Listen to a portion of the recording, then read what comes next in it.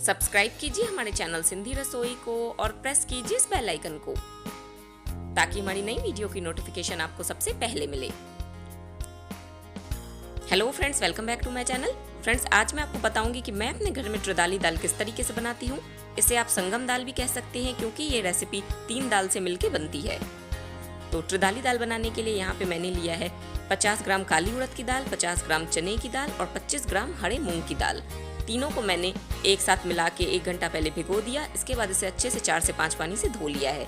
दोस्तों, आपको दाल यूज़ करनी है, साबुत काली उड़द और साबुत हरे मूंग यूज़ नहीं करने हैं। दाल मतलब स्प्लिट ग्राम। साथ ही मैंने लिया है 1 बड़ा टमाटर जिसे मैंने चॉप कर लिया है इस तरीके से। इसे आप मोटा मोटा ही काटें, बहुत ज़्यादा बारीक काटने की ज़रूरत नहीं है। 1 बड़ा चम्मच बारीक कटी हरी लहसुन, 1/4 छोटा चम्मच हल्दी पाउडर, आधा छोटा चम्मच नमक और 1 हरी मिर्च जिसे मैंने स्लिट कर लिया है। सबसे पहले कुकर में मैं धुली हुई दाल डालूंगी। दाल को आप रेसिपी बनाने से 1 घंटा पहले भिगोएं ज़रूर, तब दाल पकने में ज़्यादा टाइम नहीं लेगी और इसमें टेस्ट भी बहुत अच्छा आएगा। अब मैं इसमें डालूंगी पानी। दोस्तों, कभी भी पानी आप दाल में बहुत ज़्यादा नहीं डालें, वरना कोई भी अगर आप दाल बना रहे हैं उसमें अगर आपने पानी ज़्यादा डाल दिया तब भी दाल पकने में ज़्यादा टाइम लेती है। पानी का लेवल हमेशा दाल से 1/2 इंच ऊपर होना चाहिए इस तरीके से, इससे ज़्यादा पानी नहीं ऐड करना।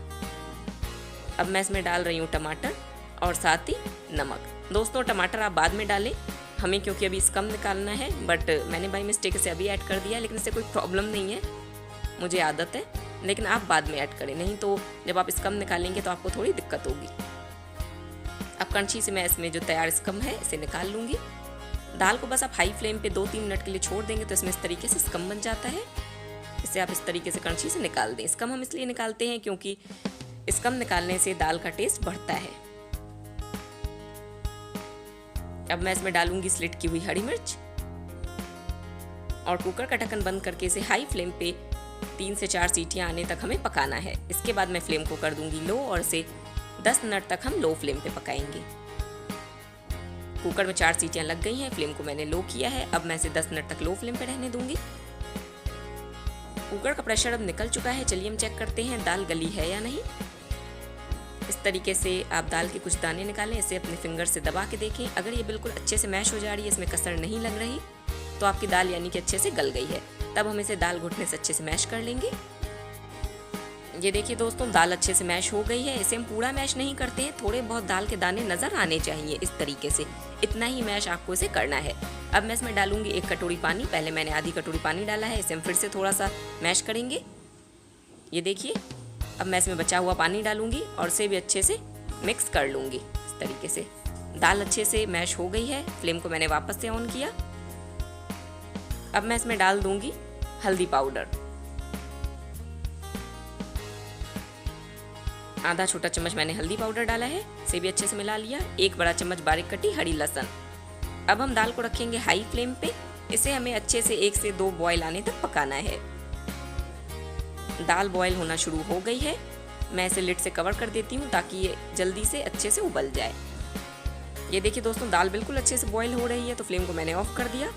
अब मैं इसमें डाल दूंगी 1 बड़ा चम्मच बारीक कटा हरा धनिया। इसे भी हम अच्छे से मिक्स कर लेंगे।